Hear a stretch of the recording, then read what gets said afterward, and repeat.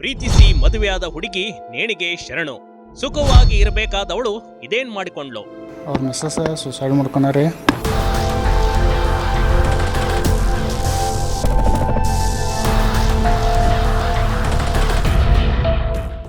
ಪ್ರೀತಿ ಮಾಡಬಾರ್ದು, ಮಾಡಿದರೆ ಜಗಕ್ಕೆ ಹೆದರ್ಬಾರ್ದು ಅಂತಾರೆ. ಒಮ್ಮೆ ಪ್ರೀತಿ ಮಾಡಿ ಮದುವೆ ಆದ್ರೆ ಎಲ್ಲವನ್ನ ಮೆಟ್ಟು ನಿಲ್ಲೋಕೆ ರೆಡಿ ಇರ್ಬೇಕು. ಇದನ್ನ ಆಗಲ್ಲ ಅನ್ನೋರು ಲವ್ ಮಾಡ್ಲೇಬಾರ್ದು, ಮಾಡಿದ್ರೆ ಅದರಲ್ಲೂ ಮದುವೆ ಆಗ್ಲೇಬಾರ್ದು. ಯಾಕಂದ್ರೆ ಸಾಕಷ್ಟು ಬಾರಿ ಲವ್ ಮ್ಯಾರೇಜ್ ಆದವರು ಉದ್ಧಾರ ಆಗಲ್ಲ ಬಿಡು ಅಂತ ಸಮಾಜ ಆಡಿಕೊಳ್ಳುತ್ತದೆ. ಇಂಥ ಜನಗಳ ಮಧ್ಯೆ ಲವ್ ಮ್ಯಾರೇಜ್ ಮಾಡಿಕೊಂಡವರು ಸಮಾಜವೇ ನಾಚಿಸುವಂತ ಹಾಗೆ ಬದುಕಿ ತೋರಿಸುತ್ತಾರೆ. ಆದ್ರೆ ಕೆಲವೊಂದು ಹೇಡಿಗಳೇ ಸಾವಿನ ಹಾದಿ ಹುಡುಕಿಕೊಳ್ಳುತ್ತಾರೆ ಕಣ್ರಿ. ಯಾಕಂದ್ರೆ ಚಿಕ್ಕೋಡಿಯಲ್ಲಿ ನಡೆದಿರುವ ಈ ಘಟನೆ ಅದಕ್ಕೆ ಸಾಕ್ಷಿ.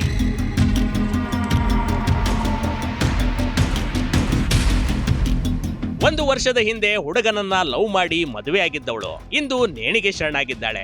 ಗಂಡನ ಮನೆಯವರ ಕಾಟ ತಾಳಲಾರದೆ ಬದುಕೋದೇ ಬೇಡ ಅಂತ ಹೊರಟು ಹೋಗಿದ್ದಾಳೆ. ಆದ್ರೆ ಅತಿಯಾಗಿ ಹೆಂಡತಿಯನ್ನ ಪ್ರೀತಿ ಮಾಡ್ತಿದ್ದ ಹುಡುಗನ ಸ್ಥಿತಿ ಏನಾಗಿರ್ಬೇಡ ಅಲ್ವಾ?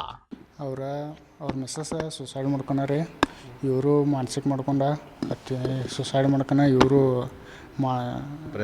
ಇವರು ಔಷಧಿ ಇದನ್ನ ಪೈಸನ್ ತಗೊಂಡ್ರಿ. ನೇಣಿಗೆ ಕೊರಳಟ್ಟಿದ್ದ ಪತ್ನಿ, ವಿಷ ಸೇವಿಸಿದ ಗಂಡ, ಪ್ರೀತಿಸಿ ಮದುವೆಯಾದ ಜೋಡಿ ಬಾಳಲ್ಲಿ ಇದೆಂತ ದುರಂತ. ಅಂದ ಹಾಗೆ ಈ ರೀತಿ ಘಟನೆ ನಡೆದಿರುವುದು ಬೆಳಗಾವಿಯ ಚಿಕ್ಕೋಡಿ ತಾಲೂಕಿನ ನಾಗರಾಳ್ ಗ್ರಾಮದಲ್ಲಿ ಕಣ್ರಿ. ಹೆಂಡತಿ ನೇಣು ಬಗೆದುಕೊಂಡು ಆತ್ಮಹತ್ಯೆ ಮಾಡಿಕೊಂಡಿದ್ದಕ್ಕೆ ಗಂಡ ಕೂಡ ವಿಷ ಸೇವಿಸಿ ಆತ್ಮಹತ್ಯೆಗೆ ಯತ್ನಿಸಿರುವ ಘಟನೆ ನಡೆದಿದೆ.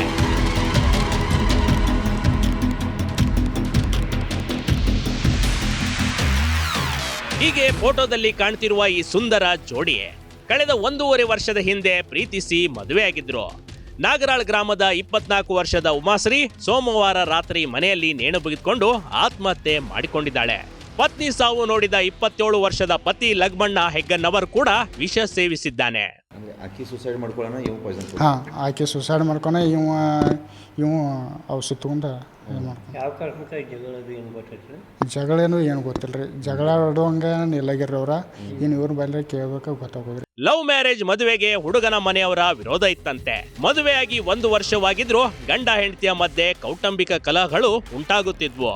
ಈಕೆ ನೇಣಿಗೆ ಶರಣಾಗಬೇಕಾದ್ರೂ ಕಳೆದ ರಾತ್ರಿ ಪತಿ ಮತ್ತು ಪತ್ನಿಯ ನಡುವೆ ಜಗಳವಾಗಿತ್ತು ಅಂತ ಸಂಬಂಧಿಕರು ಹೇಳಿಕೊಂಡಿದ್ದಾರೆ. ಆದ್ರೆ ಗಂಡ ಹೆಂಡತಿಯ ಜಗಳ ಏನಿದ್ರು ಉಂಡು ಮಲಗೋ ತನಕ ಅಂತ ಹೇಳ್ತಾರೆ. ಆದ್ರೆ ಇಲ್ಲಿ ಈ ಜಗಳ ಸಾವಿನ ತನಕ ಹೋಗಿರೋದೇ ದೊಡ್ಡ ದುರಂತ ಕಣ್ರಿ. ಮದುವೆಯಾಗಿ 1.5 ವರ್ಷ ಆಯ್ತು ಈಗ ಅವ್ರಿಗೆ.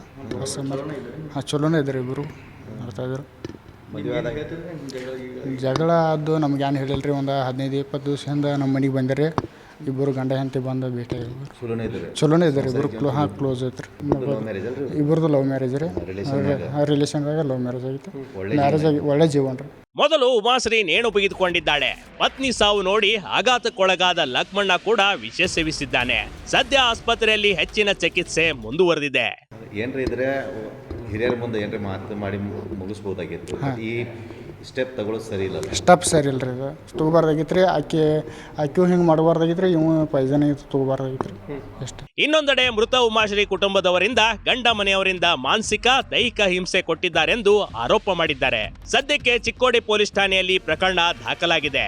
ಆದ್ರೆ ಈ ಘಟನೆಗೆ ನಿಖರ ಕಾರಣ ಇನ್ನೂ ಗೊತ್ತಾಗಬೇಕಾಗಿದೆ. ಈ ಸಾವು ನೋಡಿದಾಗ ಲವ್ ಮಾಡಿದವರು ಈ ರೀತಿ ದುಡುಕಬಾರದು ಕಣ್ರಿ.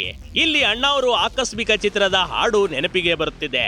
ಇದ್ದು ಜಯಿಸಬೇಕು, ಜಯಿಸಿ ಗೆಲ್ಬೇಕು ಅಂತ. ಇದನ್ನ ಎಲ್ಲರೂ ಮರೆತಿರುವಂತೆ ಕಾಣ್ತಿದೆ. ಹಿಂಸೆ ಆದ್ರೆ ಪೊಲೀಸರು ಇರ್ಲಿಲ್ವಾ? ಮಹಿಳಾ ಸಂರಕ್ಷಣಾ ಇಲಾಖೆಗಳು ಇರ್ಲಿಲ್ವಾ? ಕೋರ್ಟ್ ಇರ್ಲಿಲ್ವಾ? ಅದನ್ನ ಬಿಟ್ಟು ಎಲ್ಲದಕ್ಕೂ ಸಾವೇ ಉತ್ತರ ಅಲ್ಲ ನೋಡಿ. Big TV Karnataka, Chikkodi.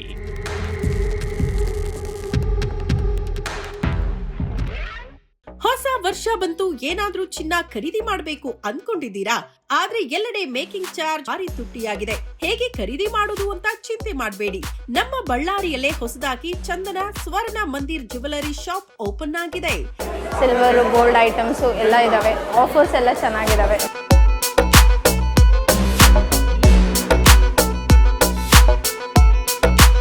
ಇನ್ನು 22 ಕ್ಯಾರೆಟ್ನ 1 ಗ್ರಾಂ ಚಿನ್ನ ಖರೀದಿ ಮಾಡಿದ್ರೆ 2 ಗ್ರಾಂ ಸಿಲ್ವರ್ ಕಾಯಿನ್ ಫ್ರೀ.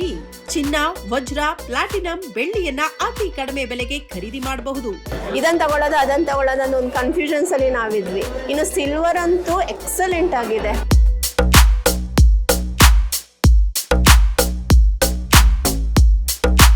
ಈಗಂತೂ ನಮ್ಮ ಮಹಿಳೆಯರು ಈ ಶಾಪ್ನೊಳಗಡೆ ಮುತ್ತಿಗೆ ಹಾಕಿ ಚಿನ್ನ ಖರೀದಿ ಮಾಡ್ತಿದ್ದಾರೆ. ಕಲೆಕ್ಷನ್ಸ್ ತುಂಬಾ ಚೆನ್ನಾಗಿದ್ದಾವೆ. ಅವ್ರು ಏನ್ ಬೇಕೋ ಇಮಿಡಿಯೇಟ್ ಸಿಕ್ಕಂತ ಶಾಪ್ ಅಂದ್ರೆ ಇದನ್ನ ಅಂತ ಹೇಳಿ.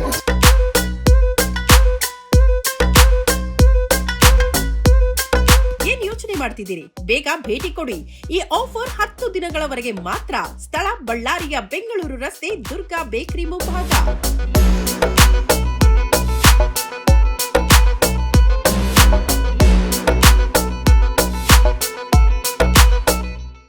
ಬೆಕ್ ಟಿವಿ ಕರ್ನಾಟಕ ಯೂಟ್ಯೂಬ್ ಚಾನೆಲ್ಗೆ ಈಗಲೇ ಸಬ್ಸ್ಕ್ರೈಬ್ ಮಾಡಿ. ಧನ್ಯವಾದಗಳು.